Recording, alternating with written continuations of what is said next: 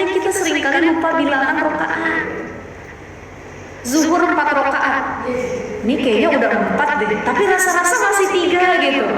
Kenapa? Karena kita banyak bengong, banyak yang dipikirin, dan kita nggak ngerti tadi udah tahiyat awal apa belum ya. Jadi kita sholat maghrib, abis itu kita qodho sholat asar tadi. Ya, seperti itu. Ya Mbak ya.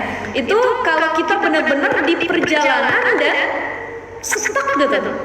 Ini kerjanya di Sudirman contoh.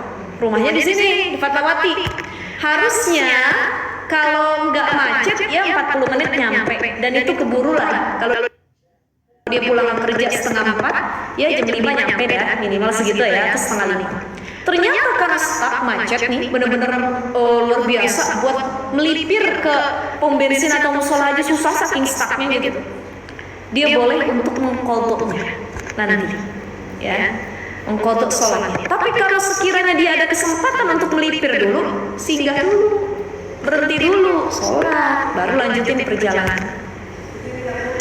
Niatnya qodho, bisa qodho, bisa jamak. Misalkan maghrib sama isya, ya Allah nggak keburu maghrib nih kayaknya, sepertinya kita meyakini dengan keyakinan itu, sepertinya maghrib nggak keburu ya Allah, maka saya takhir ke isya gitu ya. Nah kita nggak ada niat untuk menjamak nih, ini mah keburu, tapi ternyata qadarullah begitu mau nyampe rumah sholat keburu azan isya, maka harus diqodho gitu, langsung diqodho.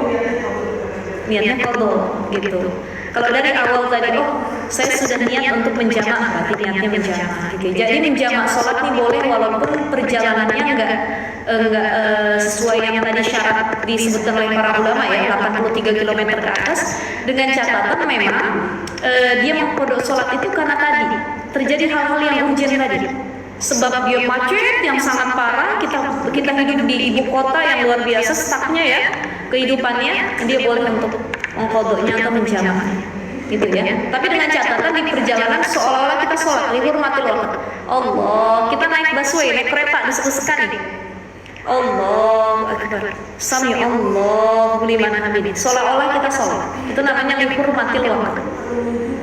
Nggak perlu, itu namanya menghormati waktu sholat ya. Nah seperti itu. Baik, ada lagi ibu-ibu? Ini baru niat. Nah sujud syahwi itu bacaannya subhana malayanamu walayasku. Ibu-ibu udah apa belum? Belum ya? Jadi kalau kita lupa, misalkan kunut ya, ada yang versi pakai kunut subuh, ada yang nggak pakai kunut. Kalau yang biasa pakai kunut, kalau dia ketinggalan kunutnya maka dia sujud syahwi. Dia lupa bilangan rakaat nih yang sering nih kita. Ya Allah. Ini yang pertama karena dari awal sholat kita nggak hudurul qalbi, ya wajar ya, kita emang nggak bisa sekhusyuk Nabi Muhammad. Nabi Muhammad itu luar biasa khusyuknya. Kita nih dari awal sholat nggak membuang pikiran yang lain dulu, makanya kebawa. Lagi mau sholat, abis berantem sama suami kepikiran, malah ya Allah dan sebagainya. Pokoknya kalau habis sholat nggak mau saya tanya, pokoknya kalau habis sholat nggak mau begini-begini gitu ya. Lagi nyiapin perlengkapan anak, kita sholat Allahu Akbar, nanti kuenya atasnya ditata begini aja, nasinya dimodelinnya begini aja dan lain sebagainya. Itu karena belum niatnya pas prosesi di awal sholatnya belum benar-benar kita tajdid, kita hadirkan hati kita. Makanya kita seringkali lupa bilangan rakaat. Zuhur 4 rakaat, ini kayaknya udah 4 deh, tapi rasa-rasa masih 3 gitu. Kenapa? Karena kita banyak bengong, banyak yang dipikirin, dan kita nggak ngerti tadi udah tahiyat awal apa belum ya gitu, dan lain sebagainya gitu ya, masya Allah. Nah ini jadi kalau lupa bilangan rakaat sholat atau ada yang ketinggalan tadi sunnah-sunnah yang tadi nanti kita bahas ya, sunnah sholat itu, maka itu harus sujud syahwi. Kalau rukun, kalau nggak dibaca batal sholatnya, nggak sah gitu. Tapi kalau ada perkara yang kayak tadi lupa bilangan rakaat sholat, itu kalau misalkan ketinggalan nggak batal sholatnya, cuma harus dibayar dengan sujud syahwi. Kapan sujud syahwi? Yaitu sebelum salam. Kita udah tahiyat dulu. Kan kalau tahiyat kakinya kan begini nih, tahiyat akhir. Nah kita tahiyat akhir, tetap baca tahiyat akhir, tapi kakinya nggak kayak tahiyat akhir, melainkan kayak tahiyat awal. Selesai. Udah selesai, innaka hamidum majid fil alamin, innaka hamidum majid. Sujud lagi kita baca subhana ma la yanamu wa la yasfu. Ya, subhana ma la yanamu wa la yasfu. Dia mengatakan subhana ma la yasfu wa la yanamu gitu, ya. Subhana ma la yanamu wa la yasfu. Subhana ma la yanamu wa la yasfu. Tadi Ibu.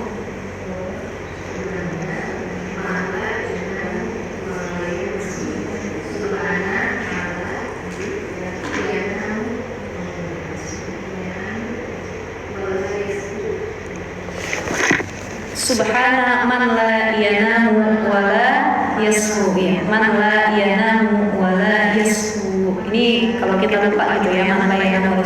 Dilakukannya berapa kali? Dua kali ya. Jadi begini ibu-ibu. Ini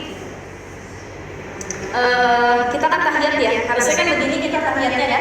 Tahiyat akhir itu tahiyatul. Ini kita bentuknya seperti tahiyat awal. Seperti ini. Inna fil alamin innaka hamidum majid.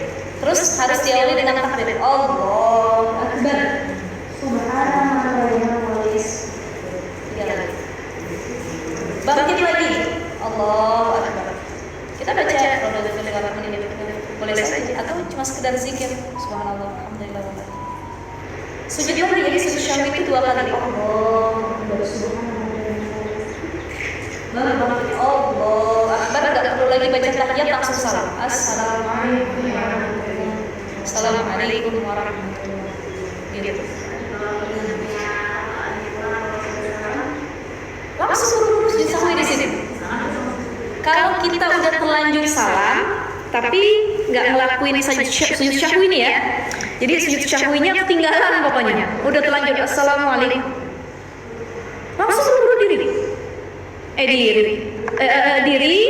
Dirinya tuh menambah rakaat dulu, baru nanti setelah sholat 1 rakaat lagi, misalkan kita baru tiga, terus kita salam dalam hati, ya Allah ini baru 3 ternyata. Diri dulu lanjutin, baru sholat, udah tahiyat akhirnya nanti, baru selesai. Atau lupa kunut nih, kan nggak mungkin kunut lagi ya, bukan kunut lagi, tapi setelah salam itu kalau belum sempat sujud syahwi, langsung sujud syahwi saat itu juga. Ya, sujud syahwi saat itu juga. Gitu. Bagaimana lupanya udah sampai masak? Sholat lagi. Gitu ya. Ya paling sering kita lupa bilangan sholat, itu paling sering kan. Yang nggak lupa bilangan sholat cuma subuh tuh 2 rakaat ya. Pokoknya kalau yang 3 sama yang 4 itu gangguannya masya Allah tuh udah 3 apa 4 gitu dan lain sebagainya gitu.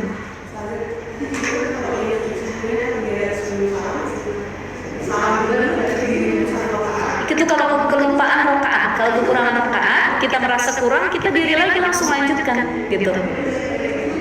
Nggak perlu, langsung saja gitu, melanjutkan yang tadi. Seperti biasa, seperti sholat biasa, baru nanti sujud syahwi di akhirnya baru salam. Tuh ya. Kalau itu lupa rakaat, nanti insya Allah kita bahas itu di pembahasan sujud syahwi ada ya bab khususnya ibu-ibu. Nah ini kita masih pembahasan niat. Yang pertama tadi niat, yang kedua, nah ini terakhir ya karena sudah 11:30. Yang kedua adalah asani. Rukun sholat yang kedua takbiratul ihram. Sumiyat takbiratul ihram li'annaha sababun fi tahrimi ma kana halalan qablaha kal akli wasyurbi wal kalam. Jadi dinamakan takbiratul ihram. Kenapa? Karena dia menjadi sebab diharamkannya yang tadinya yang halal. Apa yang sebelumnya halal? Sebelum takbiratul ihram itu halal. Makan, minum, berbicara. Kalau sudah Allahu Akbar, 3 hal ini udah haram. Nggak boleh ngomong, boleh ngomong, tapi yang keluar adalah yang jadi bacaan sholat. Selain bacaan sholat nggak boleh. Kita lagi sholat, suami ngajak ngobrol. Mah, kunci di mana? Alhamdulillahirabbil alamin. Dekat pintu. Maliki yaumiddin. Iya, karena berdua iya karena nasta'in. Nah itu tidak boleh gitu ya. Tidak boleh. Jadi kalau sudah takbiratul ihram tidak boleh berbicara yang dimengerti. Nggak boleh makan, nggak boleh minum. Sebelum sholat ada nyangkut di gigi kita pas lagi baca Fatihah. Alhamdulillahirabbil alamin. Bekas rendang tadi nih kayaknya. Udah telan aja deh, batal sholat kita itu. Ya. Jadi yang harus langsung dilepeh kata para ulama. Tapi kalau itu misalkan kita sholat berjamaah kan nggak mungkin dilepeh, takut kena orang.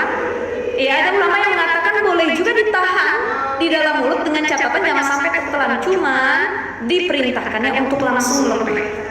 Gitu. Sekalipun itu cuma biji cabai yang nyangkut. Sayang bener telan aja deh katanya. Telan gitu ya. Nah ini harus diperhatikan benar-benar ya Ibu ya. Jadi takbiratul ihram. Baik. Saya ingin tanya, yang jadi rukunnya itu mengangkat tangannya apa baca takbirnya? Bacanya atau mengangkat tangannya? Allahu Akbar. Bacaannya. Ngangkat tangannya sunnah. Jadi kalau ibu-ibu nggak ngangkat tangan pun nggak apa-apa. Cuman hilang sunnahnya. Allahu Akbar. Pernah nggak ngeliat orang nggak ngangkat tangan? Allahu Akbar. Karena itu sunnah. Yang rukun dan kalau ditinggalin dia nggak sah salatnya adalah bacaan takbirnya. Allahu Akbar. Masalah nanti tangannya mau bar di sini, mau bar di sini, mau bar di sini, mau dia begini dan lain sebagainya. Itu kan sunnah ya. Itu cuma ini saja karena yang rukunnya adalah bacaan takbiratul ihram. Allahu Akbar. Di sini disebutkan An-nasanya min arkanis salat, yang kedua yang masuk dalam kategori rukun salat ayyakul musalli awal salatihi, ya orang yang salat itu akan mengucapkan di awal salatnya Allahu Akbar. Wala yadurru takhallulu yasirin wasbin bi ayyakuna aqalla min salasi kalimat Allahu Akbar, Allahu Ar-Rahim Akbar, Allahu Ar-Rahman Ar-Rahim Akbar. Wala yadurru ayat takhallulu ada ta'rif Allahu Akbar.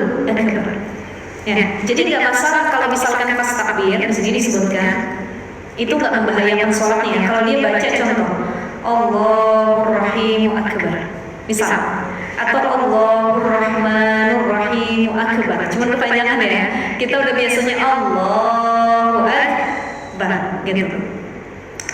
Allah atau pakai al. Kalau biasa Allahu Akbar dia baca Allahul Akbar. Boleh. Bikhilafin nahwi, tapi nggak boleh kalau kita bacanya begini Allahu Akbar, Allahu Akbar, itu ya.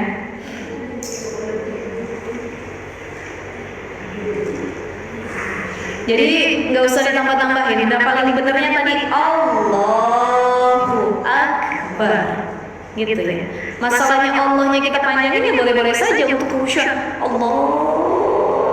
Ada orang yang saking dia mau menghadirkan khusyuk, Allah. Baru awal sholat udah nangis gitu. Saya nggak tahu nangisnya banyak cicilan atau gimana ya. Cuman kalau orang-orang soleh memang yang benar-benar menghadirkan hati, karena dia tahu sholat tuh lagi mau ngobrol sama Allah, lagi komunikasi. Jadi sholat itu doa, as-sholat doa, sholat itu doa. Jadi kalau lagi dia sholat, Allah, dia sholat lagi benar-benar ngadu sama Allah gitu. Tapi ada juga orang lagi sholat nangis, Allah, yang habis berantem sama lakinya, Allah, alhamdulillah. Nah itu ya, jangan sampai kita salah niat gitu ya. Nangisnya kita karena rindu sama Allah, atau nangisnya kita karena kita paham yang kita baca, paham makna takbirnya itu. Ya Allah, Akbar ya Allah, nggak ada masalah apapun yang bisa selesai kecuali Engkau yang menyelesaikan dan lain sebagainya. Jadi mengagungkan kebesarannya Allah baru kita nangis. Itu ya. Jadi takbiratul ihram, pengucapan Allahu Akbar itu adalah rukun sholat yang kedua. Yang ketiga dan selanjutnya insya Allah bulan depan kita bahas lebih tuntas lagi ya. Nanti setelah rukun sholat itu ada sunnah ya, sunnah sholat. Ada pembahasan niat lagi dan lain sebagainya. Insya Allah mudah-mudahan sehat afiat, panjang umurnya, istiqomah untuk hadir ke majelis ilmunya. ya bisa kita amalkan dalam kehidupan sehari-hari. Ibu-ibu sekalian, kurang lebihnya mohon maaf, kita baca Ummul Quran suratul Fatihah. Mudah-mudahan segala hajat niat baik kita Allah qabul ala diniya wa ala kulli niyatin shalihah. Al-Fatihah. A'udzu billahi minasyaitonir rajim. Bismillahirrahmanirrahim. Alhamdulillahirabbil alamin arrahmanir rahim maliki yaumiddin. Iyyaka na'budu wa iyyaka nasta'in. Ihdinas siratal mustaqim. Siratal ladzina an'amta 'alaihim ghairil maghdubi 'alaihim waladdallin. Subhanakallahumma wa bihamdika asyhadu an la ilaha illa anta nastaghfiruka wa natubu ilaik. Assalamualaikum warahmatullahi wabarakatuh.